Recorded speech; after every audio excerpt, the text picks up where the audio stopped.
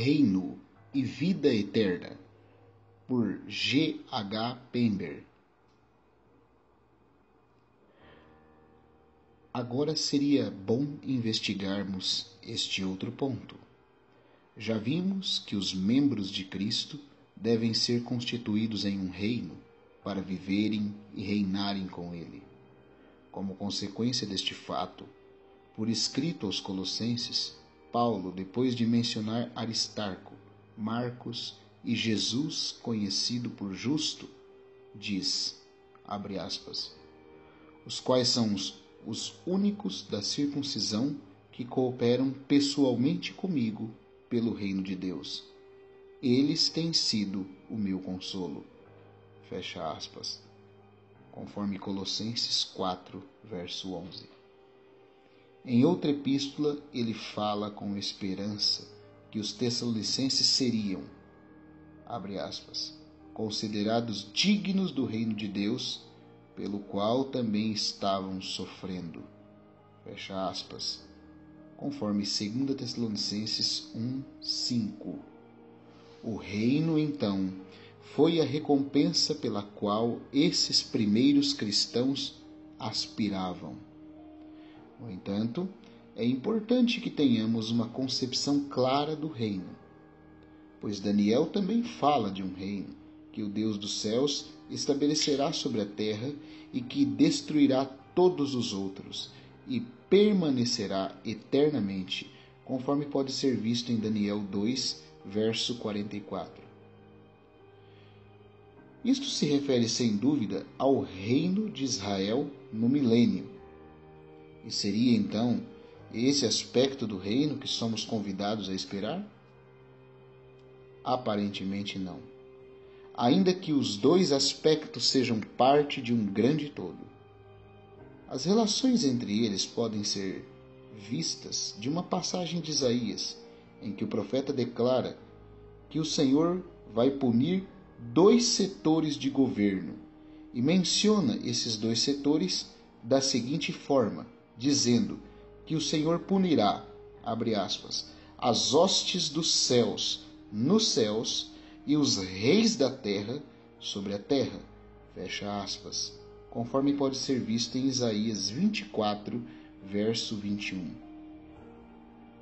Agora, o primeiro desses dois setores, sem dúvida se refere a Satanás e seus anjos, os atuais governantes espirituais sobre a terra, enquanto os últimos são os reis da cristandade nominal e política atual. Por isso, podemos inferir que os arranjos atuais de Deus para este mundo compreendem dois órgãos de governo, um espiritual ou celestial e o outro humano ou terreno. E uma vez que ambos os setores não conseguiram governar em justiça, ambos serão destituídos pelo Senhor Jesus, que junto com a sua igreja tomará o lugar do primeiro e estabelecerá as 12 tribos de Israel para presidir sobre o último.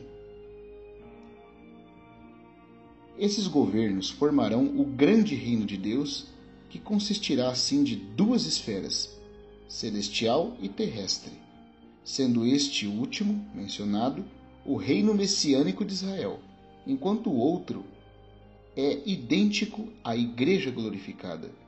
E, portanto, é por conta disso que Paulo clama com uma fé exultante, dizendo, abre aspas, o Senhor me livrará também de toda a obra do mal e me levará salvo para o seu reino celestial.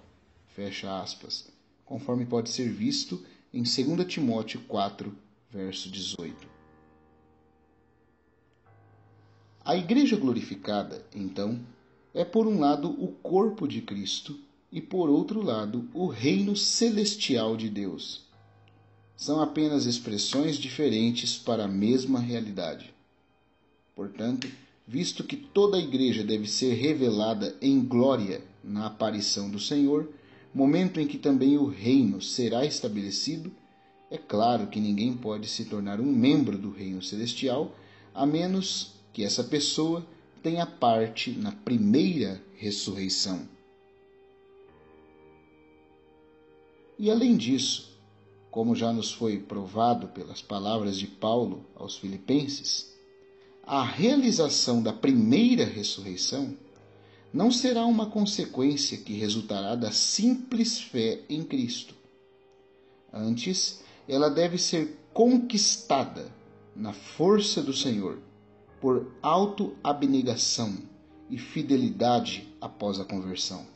E sendo assim, parece que a adesão ao corpo de Cristo e a um lugar no reino celestial são uma recompensa por obras realizadas depois da conversão, sendo tal privilégio chamado de as coisas que Deus preparou para aqueles que o amam, conforme 1 Coríntios, capítulo 2, verso 9 e 10.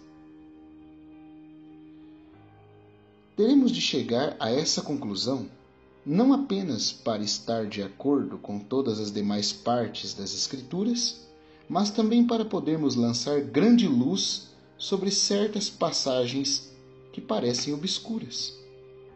E se percorrermos as páginas do Novo Testamento, veremos que, enquanto a simples fé e a vida eterna são ligadas entre si, o reino está invariavelmente ligado, direta ou indiretamente, com os frutos da fé, com o amor, trabalho e conduta.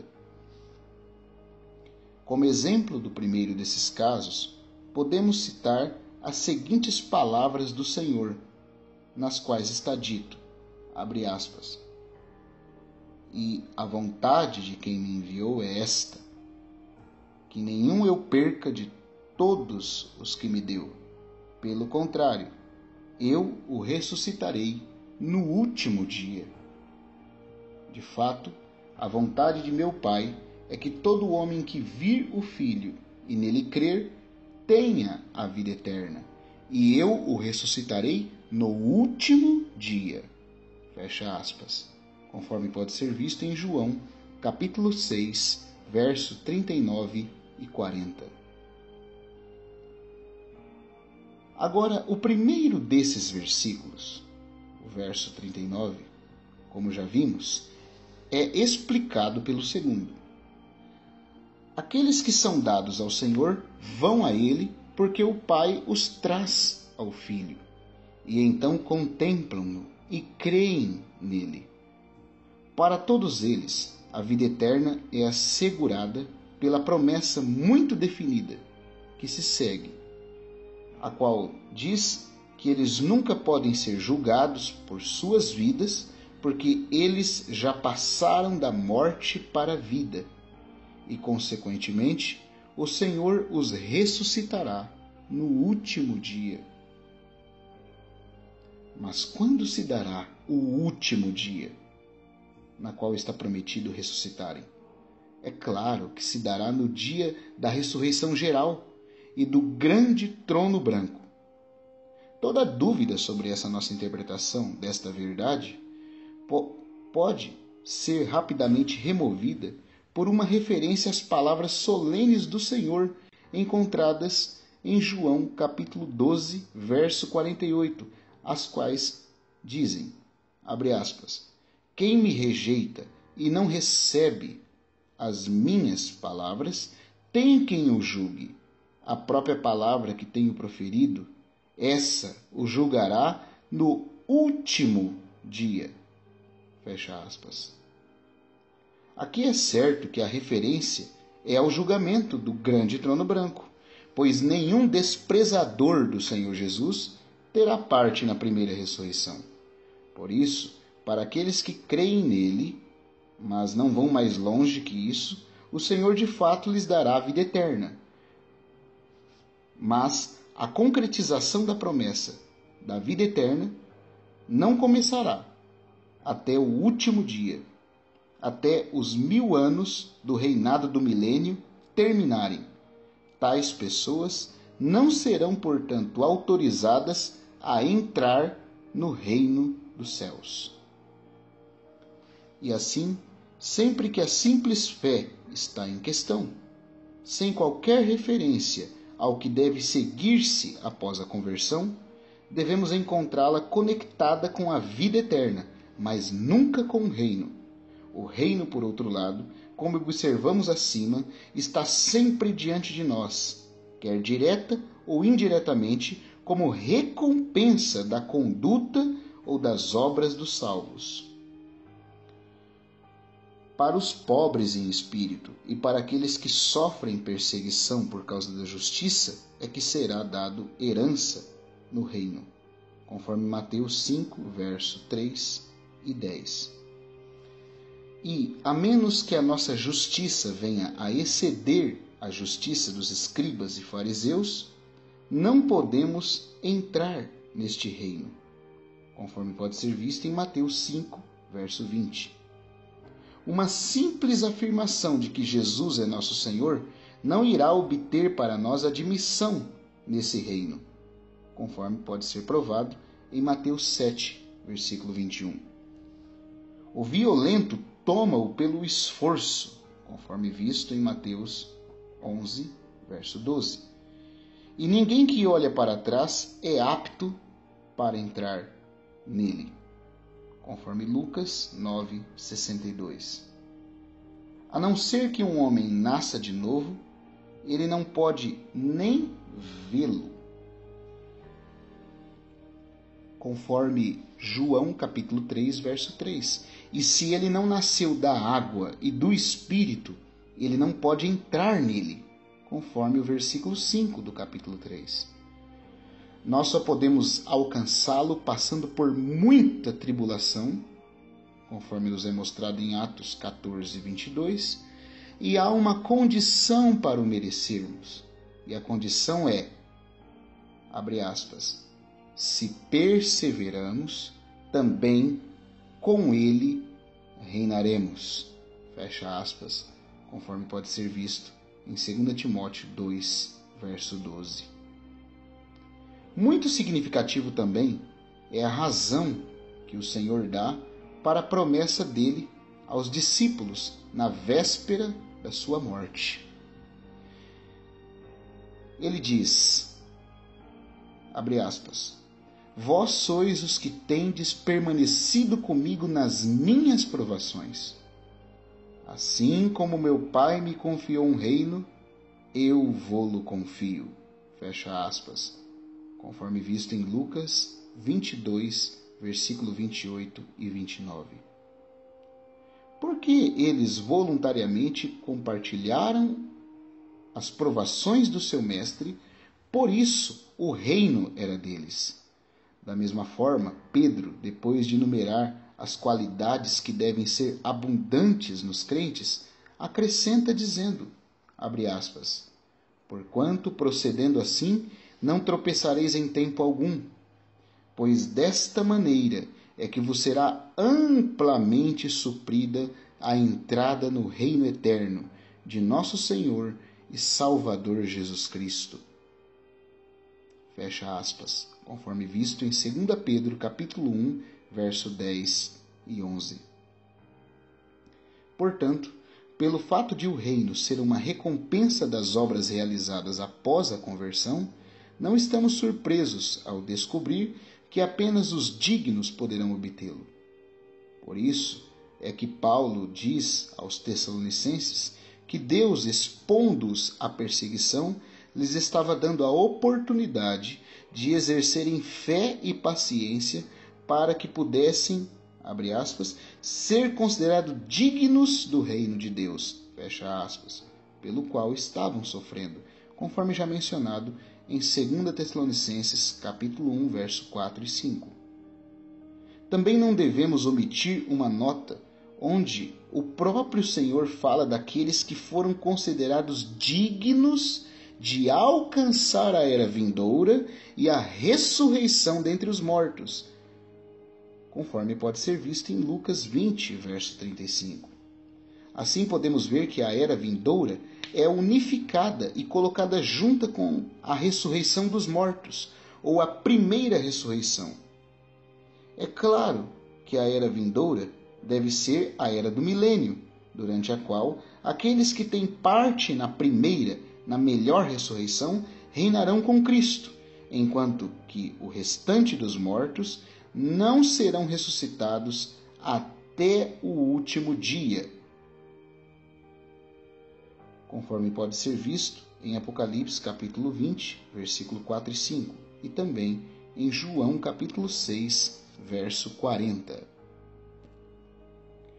Por este enunciado, o Senhor não só declara que apenas aquele que for digno entrará no reino, mas também nos dá a pista de outro dos seus ditos, que será melhor examinado em seus detalhes. Ao explicar a Pedro e aos que haviam deixado tudo para segui-lo, ele diz que eles, abre aspas, receberão 100 vezes mais e herdarão a vida eterna, fecha aspas. Aqui, então, deve-se observar que a recompensa é colocada antes da vida eterna. E isso aponta novamente para o fato de que a recompensa será dada durante os 1000 anos que precedem o último dia, mencionado em João 6, verso 40. A mesma lição também parece ser ensinada na parábola dos trabalhadores na vinha, da qual teremos mais a dizer em um outro capítulo. Vendo então que os salvos estão envolvidos em alguma incerteza em relação à sua recompensa, embora tenham certeza de sua salvação, as Escrituras, como poderíamos razoavelmente esperar, não nos deixa de avisar do perigo ao qual estamos expostos. Já vimos esses diversos tipos de transgressores, a saber, esses que estão expostos a perigos. Isto é claro que está se referindo aos transgressores após a conversão, como aqueles cuja justiça não excede a dos escribas e fariseus, ou aqueles que não nasceram da água e do Espírito, os quais não podem entrar no reino. Então, novamente, quando nosso Senhor declara que os pobres em espírito e aqueles que passam pela perseguição por causa da justiça serão admitidos no reino, nessa mesma fala, ele deixa implicações manifestamente claras que espírito orgulhoso e o covarde que evita a perseguição ao custo da fé serão rigorosamente excluídos do reino. E há muitas outras passagens a partir das quais inferências semelhantes podem ser trazidas à luz. Mas também há avisos de outro tipo. Por exemplo, Paulo, depois de lembrar os colossenses que o Senhor os reconciliou através de sua morte, para que ele pudesse apresentá-los, abre aspas, santos, inculpáveis e irrepreensíveis diante dele, fecha aspas, acrescenta ele, Paulo, as mesmas palavras significativas, dizendo numa condicional, abre aspas, se é que permaneceis na fé, alicerçados e firmes, não deixando-vos afastar da esperança do evangelho que ouvistes, fecha aspas, conforme pode ser visto em Colossenses, capítulo 1, verso 21 a 23. Acaso podemos nós considerar a condicional se como sendo algo sem sentido? Tal condicional não fornece um alerta terrível sobre o caso daqueles que correram bem, mas não o estão fazendo mais? Ou daqueles cujo amor cresce gradualmente mais frio à medida que seus anos aumentam? Não podemos duvidar que isso aconteça. E não somos, portanto, surpreendidos quando o mesmo apóstolo nos exorta, em referência à obediência, a desenvolvermos nossa própria salvação com temor e tremor, conforme visto em Filipenses 2, verso 12. Nem ele é o único a nos dar tal conselho. Pedro também endossa com força a mesma exortação quando diz, abre aspas, ora, se invocais como Pai, aquele que sem acepção de pessoas julga segundo as obras de cada um, portai-vos com temor durante o tempo da vossa peregrinação. Fecha aspas. Conforme visto em 1 Pedro 1,17. Tem essas passagens aqui, tão pesquisadas, recebido a atenção que se espera de todo crente? Infelizmente não. Elas são quase inteiramente desconsideradas. E então, o que encontramos, o que vemos, são as igrejas nominais, preenchidas com a complacência de Laodiceia e a autossatisfação, enquanto que os homens, que são pobres de espírito e contritos, que tremem da palavra de Deus, esses não conseguimos encontrar muito fácil. Mas há muitas notas semelhantes de advertência no Novo Testamento, e duas delas, pelo menos, são tão impressionantes e instrutivas que podem esclarecer por si mesmas os capítulos que trataremos logo a seguir.